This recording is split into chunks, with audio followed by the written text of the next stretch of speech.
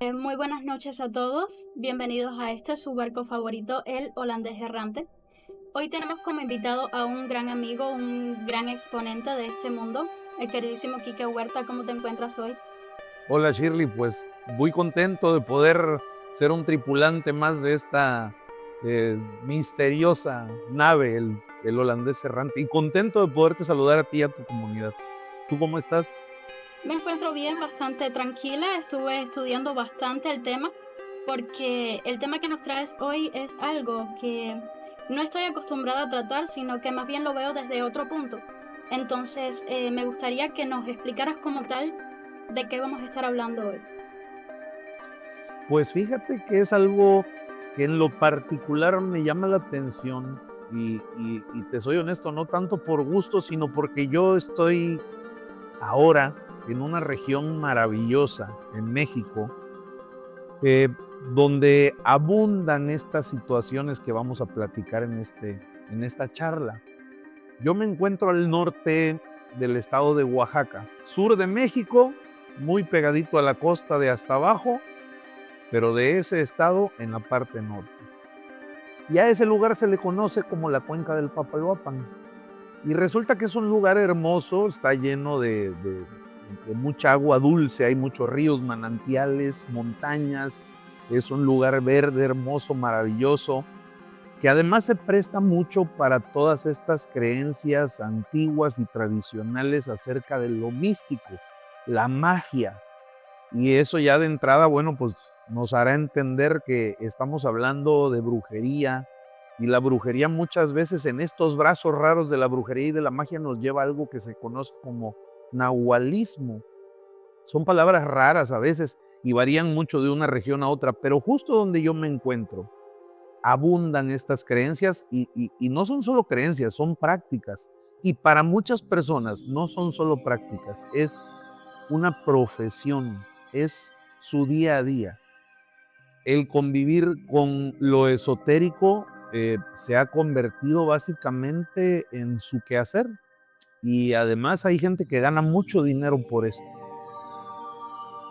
Bueno, realmente es un tema muy interesante. No estoy muy empapada. Investigué un tanto, pero no da tiempo porque realmente es un tema realmente amplio y uno se queda así como que no logra entender qué es lo que pasa al final. Entonces yo estaba buscando qué es un nahual como tal. Y según entendí, viene siendo, hay como dos especies de nahuales.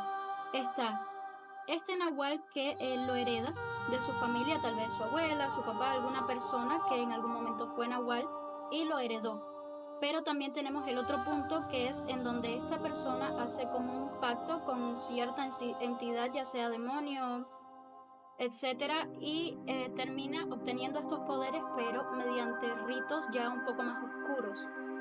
Según tú, ¿cómo ves eso? Mm, La verdad es que así funciona. Y hablando de las personas que lo heredan, más que heredarlo por sangre, que sí, se hereda por tradición.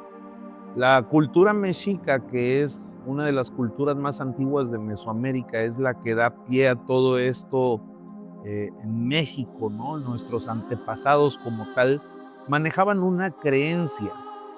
Dentro de sus creencias ellos tenían el tema de las matemáticas, del cosmos muy estudiado y se regían por fuerzas místicas, sobrehumanas, deidades, dioses. No era la palabra que ellos usaban, realmente no hay una traducción para el castellano sobre la palabra que ellos usaban para llamar a sus deidades, pero a lo que voy es que nacen estos calendarios antiguos, el más famoso el azteca, que está en muchas de las monedas mexicanas. Pero no es ese el que marca esta historia de los nahuales. Es un calendario que se encuentra en códices con los mexicas, donde habla del nahualli. El nahualli, ¿qué es? Pues resulta que el nahualli, de acuerdo a tu día de nacimiento, es un espíritu ancestral que te acompaña y que te otorga sus características, así como están las 12 casas zodiacales en estas culturas grecorromanas. Bueno, pues nos encontramos con que los mexicas tenían su propio calendario y de acuerdo a la temporada en la que tú nacías y al día de tu nacimiento, había un espíritu que te iba a acompañar y que iba a determinar de alguna manera tus habilidades, tu carácter y cómo te ibas a desarrollar a lo largo de tu vida. Entonces, incluso hay una página, te voy a pasar el link para que la revises, donde tú puedes investigar cuál es tu tonal o tonalli. Y hay desde el jaguar, el mono, el águila. La cultura mexicana es rica en esto. Si estudiamos un poquito de historia de México, nos vamos a encontrar con los antiguos guerreros aztecas. Vamos a ver el guerrero águila y el guerrero jaguar. Bueno, no es algo que se hayan sacado de la manga. Básicamente es que ese era el tonal que los regía. Y eran personas con habilidades bélicas superiores a los demás, no solo físicas, eran estrategas y otras cosas. Pero bueno, el tema es que a eso se refiere cuando tú encuentras esta información de que lo heredaban. Básicamente, si tú naciste en enero, diciembre, eres Acuario, Piscis, pero en la cultura mexica era diferente. Por ejemplo, en mi caso, de acuerdo a 2 calendarios diferentes que manejamos, por un lado soy jaguar y por otro lado soy mono. Y eso acentúa algunas características. Por ejemplo, el tema del mono, una de sus características es el tema de lo cultural. Y en lo personal, algo que a mí me gusta mucho es la música, ¿no? La diversión, pero también el estar incluido en una sociedad. En el caso del jaguar, por otro lado, muy territorial, muy protector de la manada. Entonces son cosas que te van haciendo sentido y cuando tú investigues cuál es tu tonal, te vas a sorprender porque te va a hacer mucho ruido. Y déjame decirte algo a ti y a todos los tripulantes del holandés errante. Todos somos unos nahuales de una u otra manera. Como todos tenemos este tonal, yo antes de empezar estuve haciendo como las investigaciones y encontré que era una ardilla. Entonces me quedé un poco así. Pues sí, yo hablo mucho, demasiado. Realmente no miré como tal cuáles eran las características específicas, pero sí me hacía ruido porque las ardillas tienen estas características de que son muy habladoras y que están todo el tiempo como en acción mirando qué pasa. Y esa soy yo. Literalmente no se puede mover algo que yo al momento voy a mirar a ver qué es lo que pasa, porque sí, también soy muy miedosa, demasiado. Entonces como que siempre estoy mirando. Y pues sí, como que hace match. Sí soy la ardilla definitivamente. Es a lo que me refiero. Y bueno, ese es el lado, digamos, pues suave, tranquilo, positivo de hablar de los nahuales. Pero tú mencionabas algo bien interesante. Por otro lado, tenemos un lado más oscuro, más místico, más peligroso, además, porque hablamos de pactos con otras deidades, con entes demoníacos. Hay gente que los llama entes de bajo astral hoy día, que son básicamente demonios. ¿Esto puede llegar a suceder? Sí, de acuerdo a las creencias de algunos lugares, es algo que pasa. ¿Es algo peligroso? Por supuesto. Todo pacto debemos de entender que tiene un precio y el precio que se paga energéticamente hablando es elevado. Y por otro lado, el otro precio que tienes que cubrir es, vamos a llamarle algún capricho de la entidad con la que tú hayas pactado. ¿Qué te puede costar hacer un pacto de estos? Desde tu estado de salud, tu economía, tu estabilidad emocional, hasta cosas más delicadas como la misma vida. Y vamos más allá, no solo la propia, sino la ajena. Muchas veces hay personas que han tenido que pactar y entregar a algún familiar cercano. Hablemos de un hijo, hablemos de mamá, de papá, y se convierten en seres con poderes y dones muy particulares, pero también muy peligrosos, porque no son conscientes ni dueños de su voluntad. Es ahí donde la cosa se pone muy turbia. A ver, vi que en este caso hay unas 3 etapas para convertirse en un nahual. Está la primera etapa, que es donde tu conciencia se traslada al cuerpo del animal y puedes escuchar, oler, ver y sentir mediante los sentidos del animal. Y la segunda, entiendo, viene siendo cuando comienzas a tener control sobre las acciones del animal. Y la tercera es cuando ya haces metamorfosis, es cuando tu alma abandona tu cuerpo y se va al cuerpo del animal, dándole características como más humanas al cuerpo del animal. Sí, y depende mucho, te digo, de la región donde te encuentres. Lo primero de lo que tú hablas es bien interesante porque esto nos remonta a las culturas norteamericanas. Bueno, pues a todas estas tribus del norte de América, vamos a hablar de Estados Unidos y Canadá, que fue donde básicamente estas colonias inglesas vinieron a arrasar con toda esta cultura. Pero hay algo muy característico en estas culturas, son unas figuras de madera que se llaman tótems. Los tótems son figuras de animales. Esto que tú dices de tomar de manera inconsciente, de alguna forma, las habilidades de los animales, es algo que era una creencia propia de estas culturas norteamericanas. Mal llamados indios estas tribus, ¿no? Pero incluso había una caricatura, tú todavía no nacías naturalmente, pero era precisamente de un vaquero futurista descendiente de estas tribus, eh, que adquiría poderes a través de tótems, fuerza de oso, vista de águila, agilidad de puma, eh, y él a través de su mente, conectando con su espíritu, podía adquirir esa fortaleza. Lo segundo que tú mencionas es cuando se toma la forma ya, ¿no? Es cuando viene esta transfiguración. Y aquí hay un montón de historias bien complicadas. Yo acabo de escuchar una historia bien fuerte. Si me permites, me la acaban de platicar. Pero básicamente, una tarde noche, ya cayendo el sol en alguna comunidad del norte de México, había una persona de la cual la gente ya tenía dudas por su comportamiento y algunas otras situaciones extrañas que estaban pasando en el pueblo. Amanecían animales sin vida, en formas muy sanguinarias. Entonces, alguien dice por ahí, yo creo que aquí hay algo oscuro. Y notan que esta persona efectivamente practicaba algunos rituales que eran ajenos a la cultura del lugar y que llegaron a tachar de diabólicos, de demoníacos incluso, ¿no? Pero la historia ahí apenas está empezando. En algún punto toman la decisión de espiarlo, seguirlo, y durante una noche empieza a caminar hacia afuera de la comunidad al despoblado y cruzando un pequeño cerro, del otro lado, cuando el hombre ya pasó, dos personas se quedan arriba espiándolo y ven que se está acercando hacia un perro que ya estaba sin vida.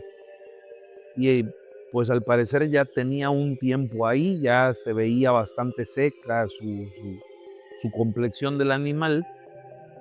Y ante los ojos atónitos de estas dos personas se dan cuenta cómo este hombre empieza a quitarle la piel al animal, al cuerpo ya del animal sin vida. Cuando termina de desollarlo, hace este movimiento como quien se va a poner una capa, y ante los ojos de estas personas, el hombre toma la forma de un animal. Pero ya no era el perrito muerto que habían visto ahí tirado, era algo mucho más corpulento. eh, Le llamaron lobo en esta historia. Fue la única manera que tuvieron de describirlo. Entonces, esa es la respuesta a todas estas situaciones raras que habían pasado en la comunidad. Esa era la bestia que estaba acechando al ganado y a las personas de ese lugar. Y tenían buenos motivos para temer por su vida. Esa es una de las historias que se cuentan, y te estoy hablando solamente de una región de este país, pero Norte, Centro, Sudamérica está llena de este tipo de historias. Dependiendo de dónde tú estés, van a cambiar de nombre. ¿Por qué hablamos de brujería y nahualismo? Porque muchas veces van de la mano. Por ejemplo, hay historias colombianas en el Cono Sur donde hablan de los brujos, el brujo animal le llaman en algunos lugares, que es ese brujo que tiene la capacidad de transformarse. Ahora, es esta segunda parte que hablas tú donde, bueno, el hombre toma la forma del animal, pero ya más corpulento, ya eso nos da un indicio que puede haber algo peor. Y aquí es donde muchas veces la gente hace match con el tema de los vampiros, de los hombres lobo, los skinwalkers. Vuelvo a lo mismo, dependiendo de la zona donde tú estés van a ir cambiando el nombre, pero tiene que ver con magia, con hechicería, con pactos, justo como tú lo dijiste, y se pueden llegar a formar cosas mucho más peligrosas. Hombres alados, mujeres, hay muchas noticias, yo lo he visto mucho en México, muchas noticias en comunidades rurales donde el pueblo quema a algunas aves. Hay una especie en particular muy popular del sur de México y Centroamérica que es el águila arpía. Es un animal majestuoso, increíble. Yo tuve la bendición de ver uno de estos animales en un zoológico. Son animales que llegan a tener más de 2 metros de envergadura y pueden llegar a medir hasta 1,20 m. Impresionantes. Una mirada intensa y son aves pues de rapiña. Entonces en algunos lugares la gente por desconocimiento y por un arraigo exagerado, fanatismo de todo esto, ha llegado a quitarle la vida a estos animales. Hay que tener mucho cuidado con eso. ¿Por qué? Porque también hay una realidad que nos cuesta trabajo reconocer. Muy probablemente todas estas historias no sean nada más cuentos, no sean meras leyendas. Muy probablemente estas historias sean historia real, ¿no? Entonces es donde esos hilos que entretejen la realidad y la ficción, híjole, están bien entrelazados. Te cuento, Quique, en Cuba practicamos como tal lo que es la religión yoruba.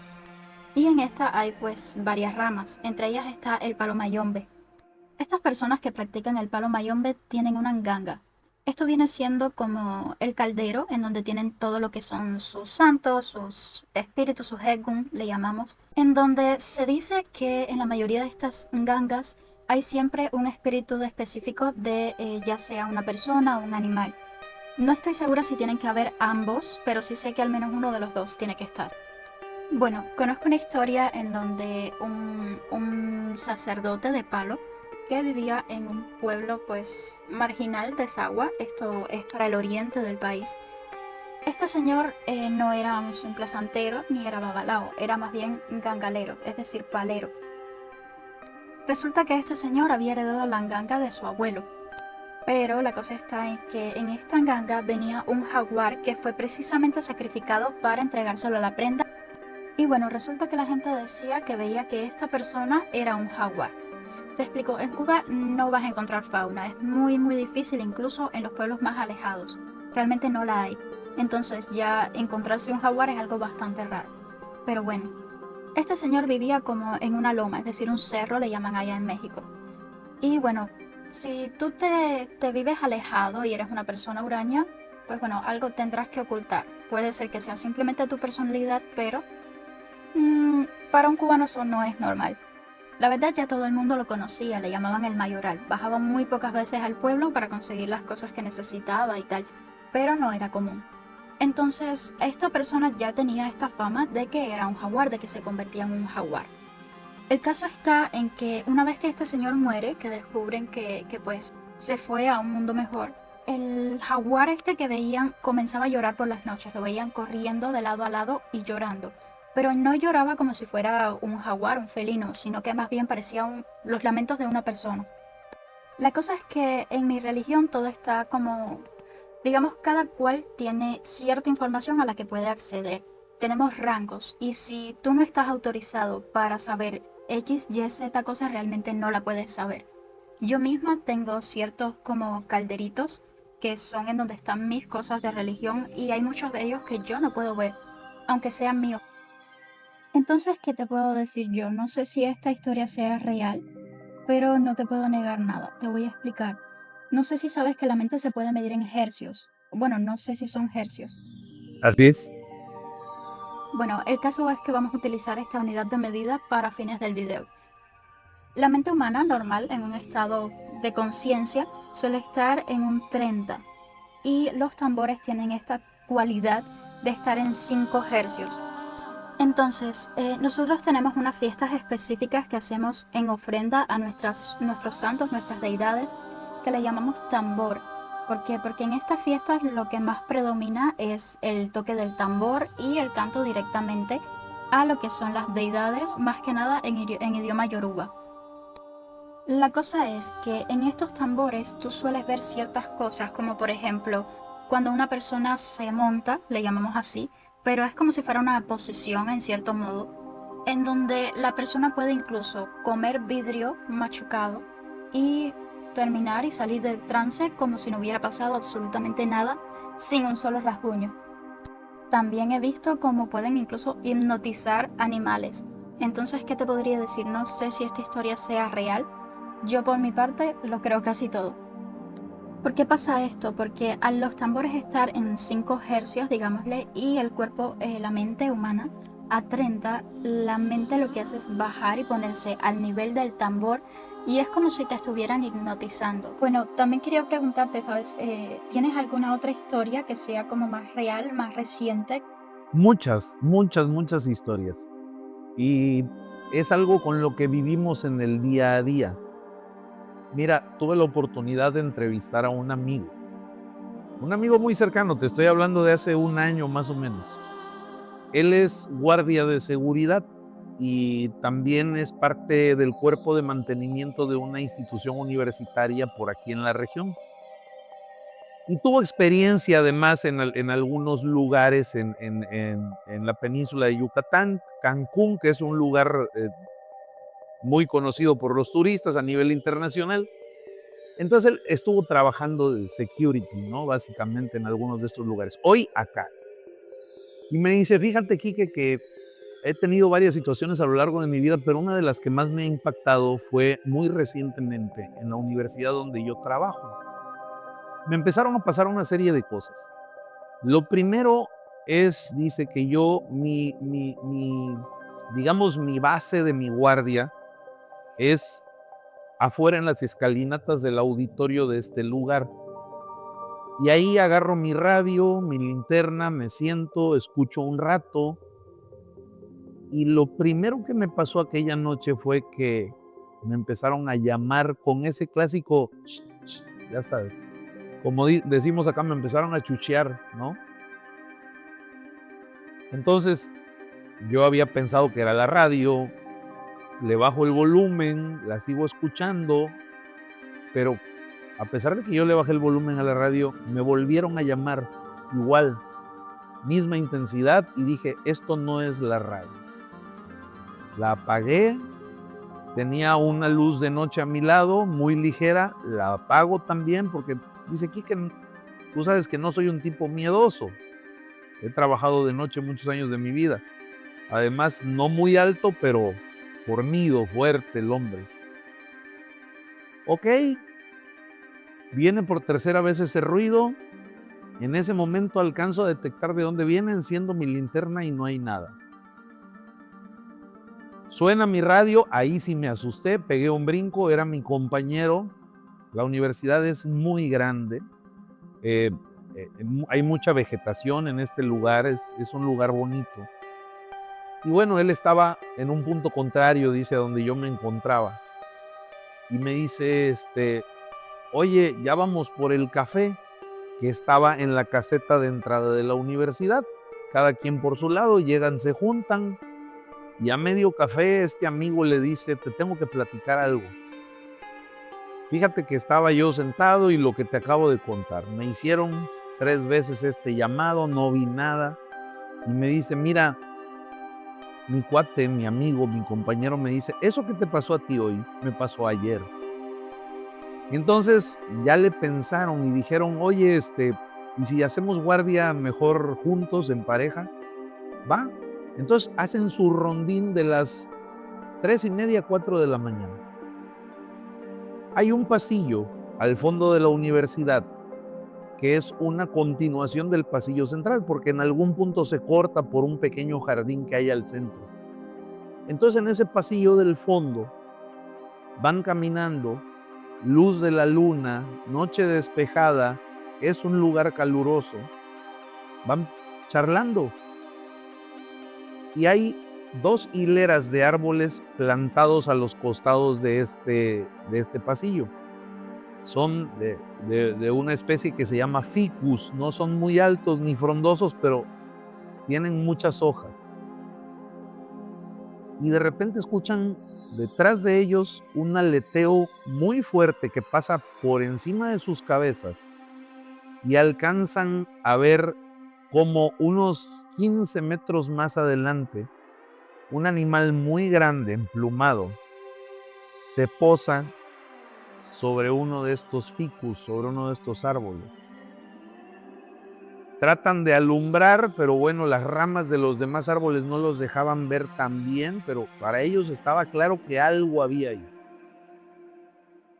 Y le dice, ¿sabes qué? Vamos a regresarnos al fondo de la universidad, al edificio de los departamentos, y a lo mejor desde allá arriba vemos qué está pasando.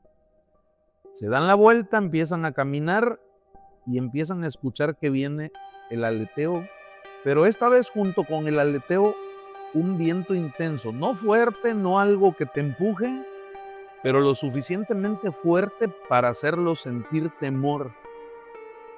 Dice aquí que lo que nunca nos volteamos a ver, con el reflejo de la luz de la luna, podíamos ver nuestros rostros, salimos corriendo y esa cosa pasó por encima de nosotros, se elevó sobre el edificio de los departamentos y se perdió en el cielo. Se nos cayeron las radios, las linternas, fue una cosa espantosa.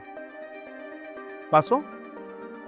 Al otro día, pues ya pensativos los dos, él se va al auditorio, pero dice que del auditorio sigue una especie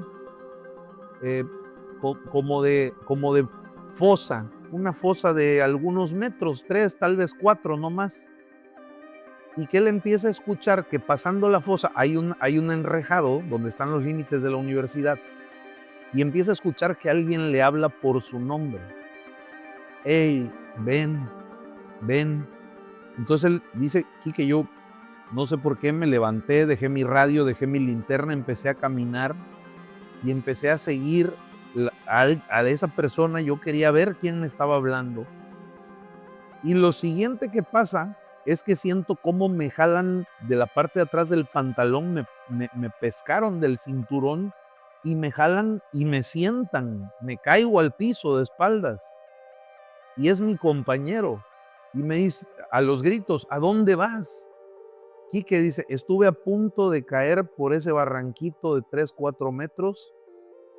Tal vez no pierde la vida, pero le hubiera ido muy mal. Había mucha vegetación y basura.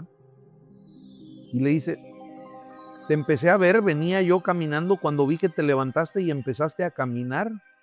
Y te grité porque ya te ibas a caer y no me hacías caso. Pasa esto. Al siguiente día le toca descanso. Y él va a visitar la casa de su hermano, esa que también es mi amigo.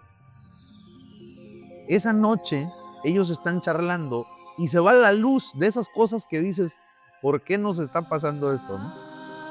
Se va la luz y estaban construyendo un cuarto en el terreno de este amigo, estaban ampliando su casa. Había un montículo con arena, grava, piedras, ¿no? Material para construir. Dice aquí que estábamos fumando un cigarrillo en la puerta de la casa, el montículo al fondo del patio donde estaban construyendo, cuando de repente vemos caer algo de golpe, así de golpe, pero parado. Era un animal de 1 metro aproximadamente, era un pájaro, era un ave. Estaba oscuro, pero podíamos ver que eso era. Así como cayó, abrió sus alas, aleteó un par de veces, hizo mucho ruido con los aleteos, se elevó y se perdió. Esta situación me la cuenta porque él ha vivido muy pegado a muchas entidades desde niño. Desde niño él ve cosas. Cuando él estuvo en Cancún trabajando como security, hubo un ente que se le pegó. Él se regresa acá a su casa y ese ente era un ente del pasado que lo había reconocido como su pareja en una vida anterior y lo vino a molestar en su matrimonio. Él ya había pasado todo esto cuando le pasa esta situación ahora del nahual. Él cree que es un nahual, que este espíritu de alguna manera lo siguió acechando a través de algo diferente, ¿no? Son temas bien complicados porque, mira, Shirley, solamente quien los vivió y los sintió te puede decir qué tan real fue. Entonces, esto es nuevo. Te digo, esto no tiene más de un año. Y está pasando aquí y ahora. Y hay mucha gente alrededor. Me ha tocado por uno de mis trabajos atender personas donde yo llego y a veces, bueno, pues me toca resolver conflictos dentro de mi trabajo, ¿no? Entonces, un día yo llego a resolver una situación con unas personas, pero antes de entrar a la casa, una de las personas que trabaja conmigo me dice, oiga, tenga cuidado, no les hable muy fuerte ni vaya a entrar en mucha controversia, porque la dueña de la casa es una señora que se dedica a la brujería. Y te puedo contar que por lo menos en el lugar donde yo estoy, públicamente debe haber 5 mujeres con esas condiciones, ¿no? Y es público, y van y las visitan, y les hacen trabajos y tienen historias tremendas, y eso es aquí y ahora. A pesar de que hay mucha gente que considera que son inventos, ¿no? De hecho, es un tema bien fuerte, te voy a contar. Cuando yo era más pequeña, verás, nosotros, mi mamá y yo, siempre tuvimos nuestra casa propia, perdón. Pero no sé, como que nos gustaba mucho mudarnos, como irnos para rentas, para cambiar de aires tal vez.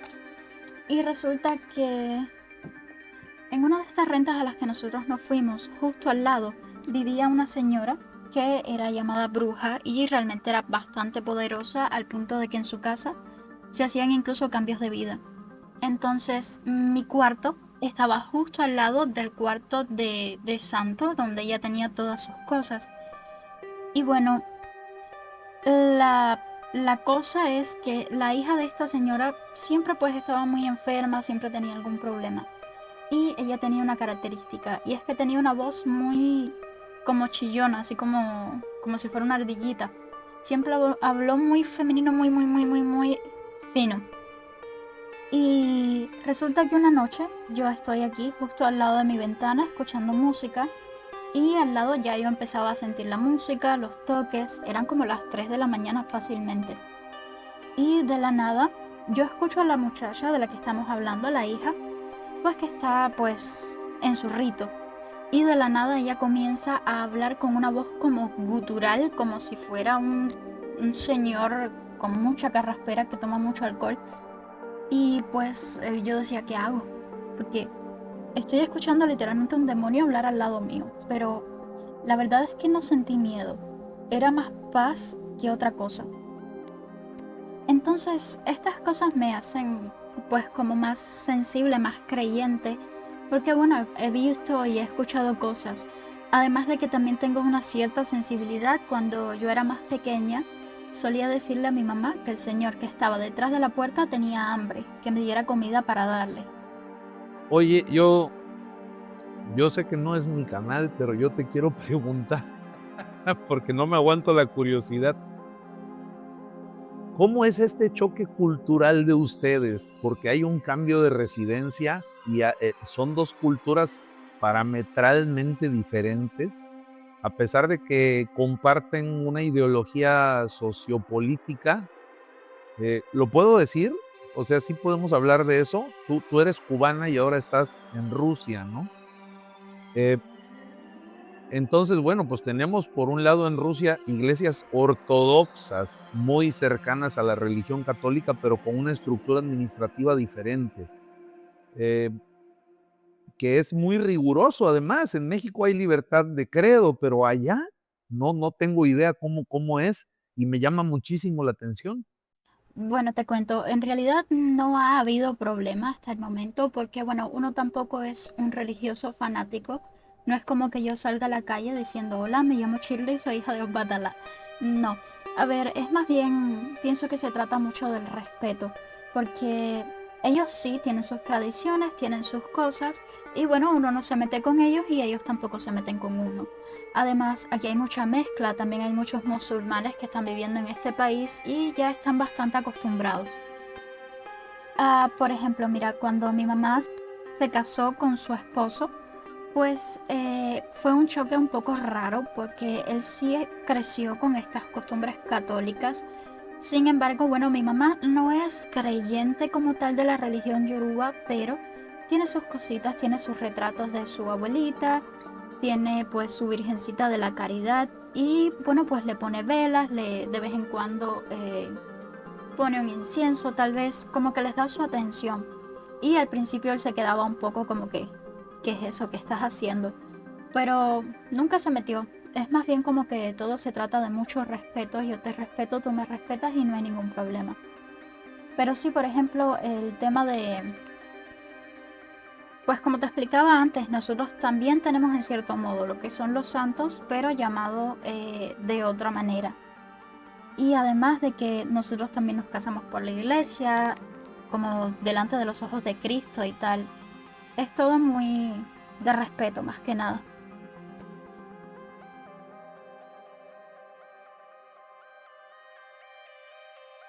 Qué interesante.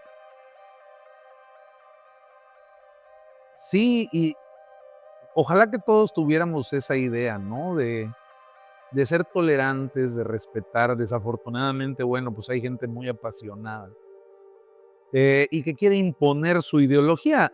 Pero qué bueno que hayas llegado a un lugar donde puedan estar a gusto con sus tradiciones. Eso es muy importante porque además todas estas creencias, ciertas o falsas a ojos de quien lo vea, eh, pues la verdad es que generan identidad.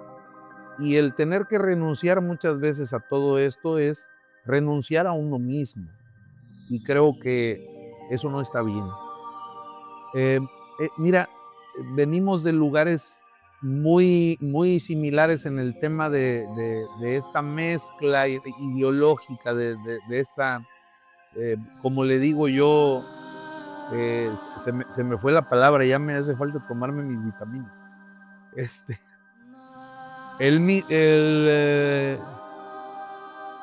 mestizaje, mestizaje. Que hay otro nombre para lo ideológico, pero a mí me gusta llamarlo así. Todo este mestizaje religioso, espiritual, no nada más fue a nivel, vamos, carnal, ¿no? El mestizaje fue a todos los niveles. Y me llama mucho la atención lo que tú platicas, porque a México tuvieron que irse, los temas espirituales en México tuvieron que irse eh, entrelazando con muchas otras situaciones, ¿no? Todas estas religiones yorubas, el palo, religión congo, sí, naturalmente llegaron a la isla, llegaron a Cuba, pero creo que que se quedaron en un estado más puro. Aquí está mucho más mezclado ya con otros temas, ¿no? Y lo hace muy interesante también, pero desde el punto de ustedes, creo que tienen como más de primera mano muchas tradiciones.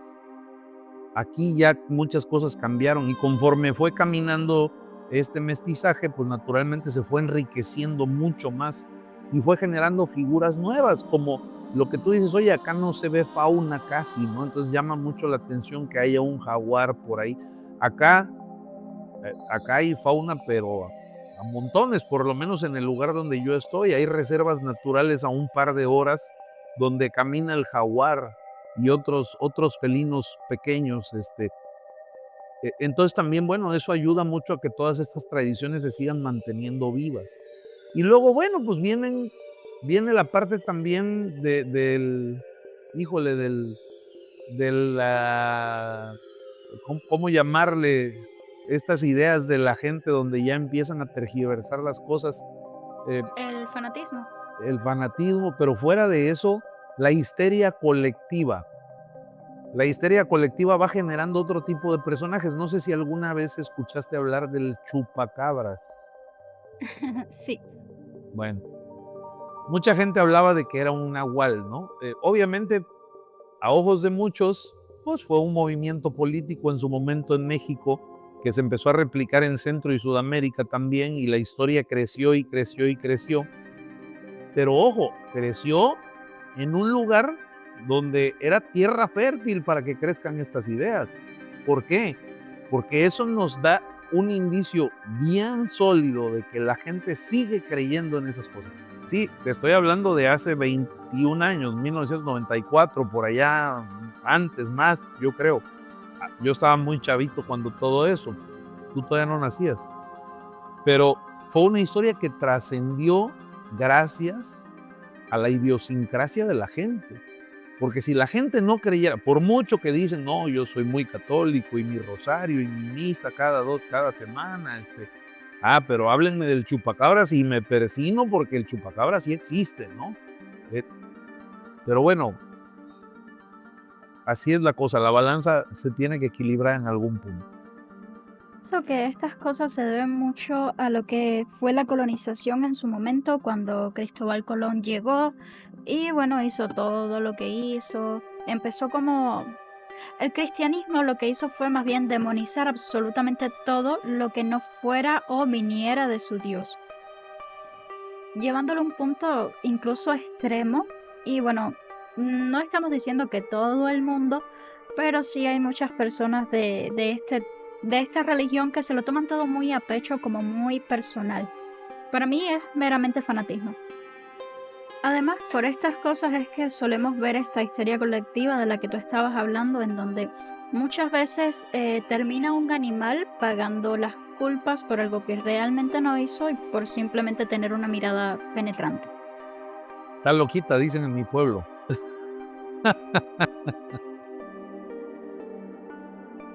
¿Está todo bien con la batería? Sí, vamos bien, tú no te apures. No sé qué tiempo llevamos, pero yo tengo como para otros 20 minutos sin problema. Perfecto, entonces ¿tienes alguna otra historia que nos cuentes? Y sí, un montón, muchas historias.